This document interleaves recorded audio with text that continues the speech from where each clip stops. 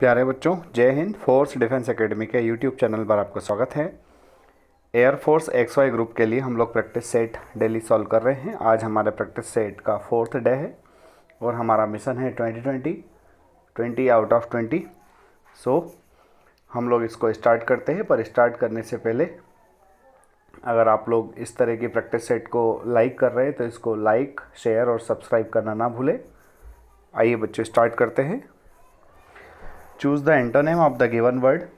Word दिया है corrupt. Corrupt के लिए आपको एंटोनिम ढूंढना है। तो करप्ट मीन्स होता है बच्चों भ्रष्ट। भ्रष्ट के लिए सही आंसर हेटफुल, हार्टलेस, अनक्लीन तो आएगा नहीं, आ जाएगा ऑनेस्ट। अगला है बच्चों prominent.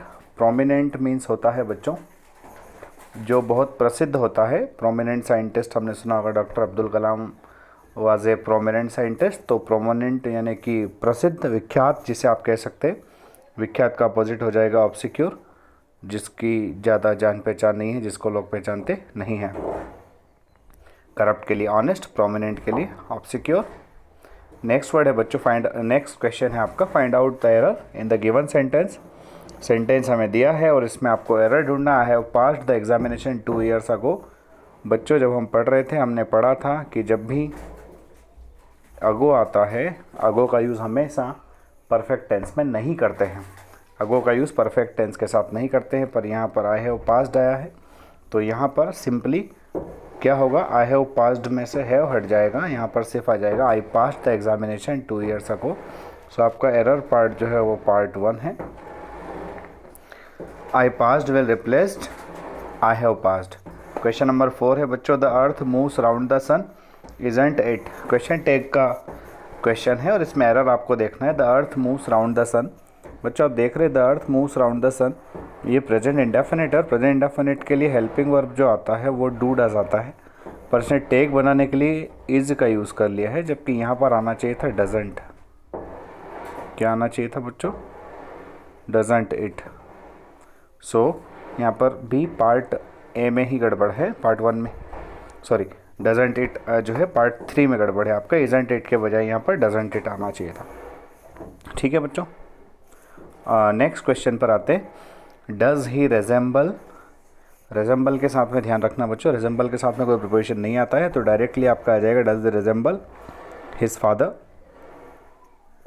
Does he resemble his father. Next है दे अटैक्ड। अटैक का यूज़ जब वर्ब के रूप में किया जाता है तब भी इसके साथ प्रिपोजिशन नहीं आता है, तो यहाँ पर आ जाएगा दे अटैक्ड द एनिमी। बच्चों तो does he resemble his father और they attacked the enemy. Question number 7 find out the meaning of the underline idiom. जो इडियम्स अंडरलाइन में दिए हैं इनके मीनिंग आपको ढूंढना है। We wanted to keep the gift as a surprise for mother but my sister gave the game away. हम gift जो माँ को देने वाले थे उसको सरप्राइज़ रखना चाहते थे, but my sister gave the game away, पर सीक्रेट ने इसको गड़बड़ कर दिया। तो इससे हमको मीनिंग डायरेक्टली समझ में आ रहे बच्चों कि सरप्राइज़ रखना चाहते थे पर अब नहीं रख पा रहे, तो इसका मतलब सीधे गेव आउट द सीक्रेट, रहस्य को उजागर कर देना। क्वेश्चन नंबर 8 है बच्चों I don't think the law will interfere with us as we are just trying to turn an honest penny. किसी का ऐसा कहना है कि हम लोग सिर्फ just turn an honest penny कर रहे हैं, तो मुझे नहीं लगता कि लॉ हमारे साथ इंटरफेयर करेगा। तो इसका टर्न एन ऑनेस्ट पेनी का मतलब होता है बच्चों अपना गुजारा चलाना। तो गुजारे चलाने के लिए आएगा make a legitimate living. So question number 7 का आंसर आ जाएगा give out the secret. Question number 8 का आंसर आ जाएगा make a legitimate living.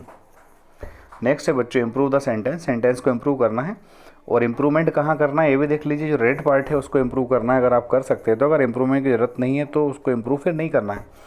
Question आप ठीक से पढ़िए। The newspaper provides more international news than domestic news. अब बच्चों यहाँ पर वर्ड आया है इंटरनेशनल, तो इंटरनेशनल के पैरेलल वर्ड जो आना चाहिए वो नेशनल आना चाहिए। National, alien, provincial, no improvement, तो यहाँ पर मुझे लगता है नेशनल वर्ड आना चाहिए। क्वेश्चन नंबर 10 देखिए the teacher was very angry at his student. बच्चों प्रिपोजिशन का एरर यहाँ हो सकता है, angry at, angry with, angry against, angry about और नो इम्प्रूवमेंट। हमको पता है कि जब किसी से एंग्री होते किसी व्यक्ति से तो वहाँ एंग्री विद आता है। सही बात है, सही आंसर हो जाएगा angry with so question number 9 के लिए आंसर आ जाएगा नेशनल, 10 के लिए आंसर आ जाएगा एंग्री विद। अब क्वेश्चन नंबर 11 है बच्चों, change the narration. Meera's mother told her not to forget to buy the milk. बच्चों ये सेंटेंस जो है ऑलरेडी इनडायरेक्ट नरेशन में है, इनडायरेक्ट से हमको डायरेक्ट करना है। तो इनडायरेक्ट से डायरेक्ट करने के लिए देखिए बच्चों यहाँ टोल्ड दिया हुआ है, ठीक है।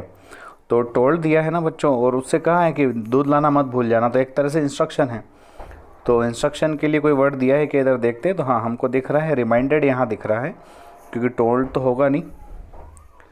और दूसरा बच्चों टोल्ड भी नहीं होगा, और दूसरा यहाँ डायरेक्ट बाय दिया है, जबकि यहाँ पर नॉट टू दिया है। तो हमको नॉट टू के लिए डू नॉट चाहिए बच्चों। देख लीजिए डू नॉट कहाँ पर आया है, डू नॉट हमें मिल रहा है पार्ट 3 में।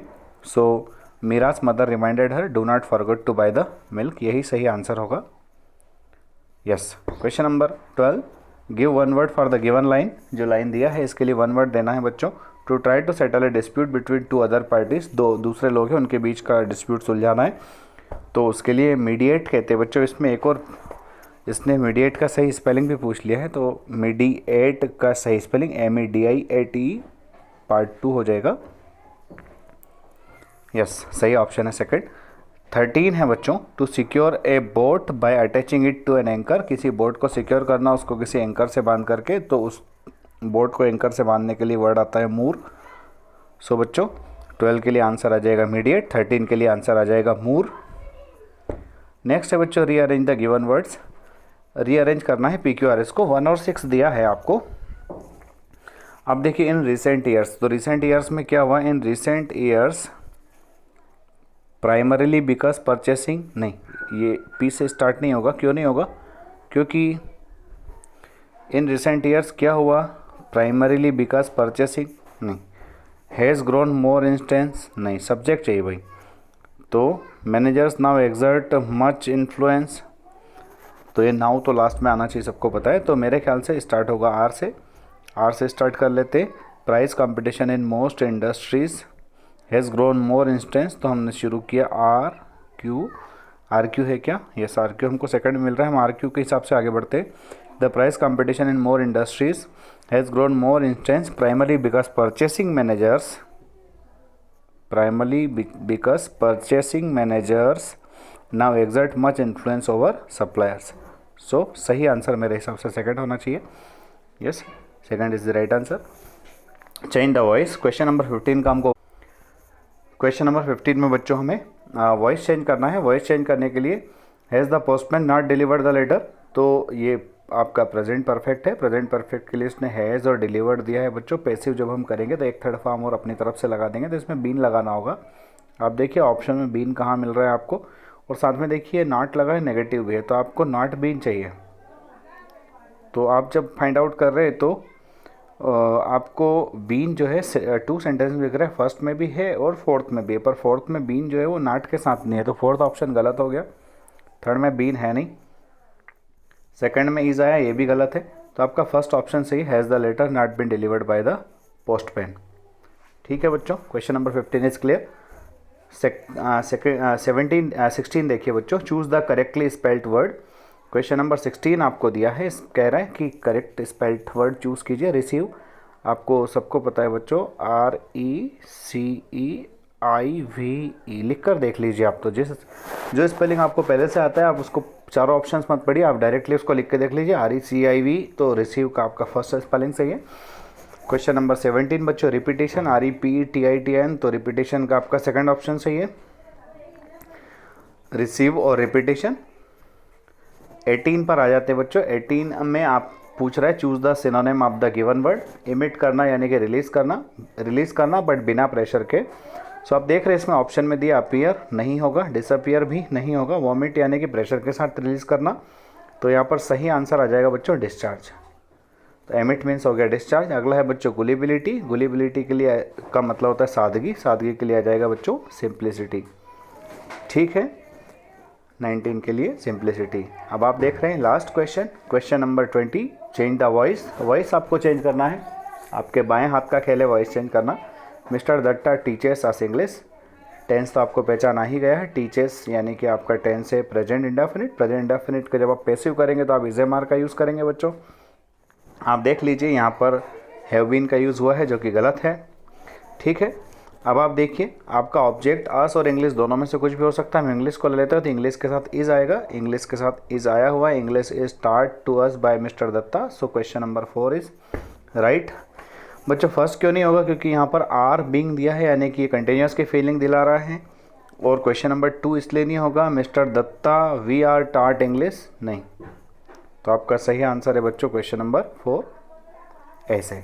बच्चों आप लोगों को जो भी मार्क्स आए हैं आप कमेंट बॉक्स में ज़रूर डालिए, अपना उत्साहवर्धन कीजिए। मार्क्स कम और ज़्यादा नहीं होते, मार्क्स होते हैं। जीता वही है जो डरा नहीं है, हारा वही है जो लड़ा नहीं है। तो आप लोग मेहनत कीजिए, हमारी मेहनत ज़रूर सफल होगी। जय हिंद, जय भारत बच्चों, thank you, all the best.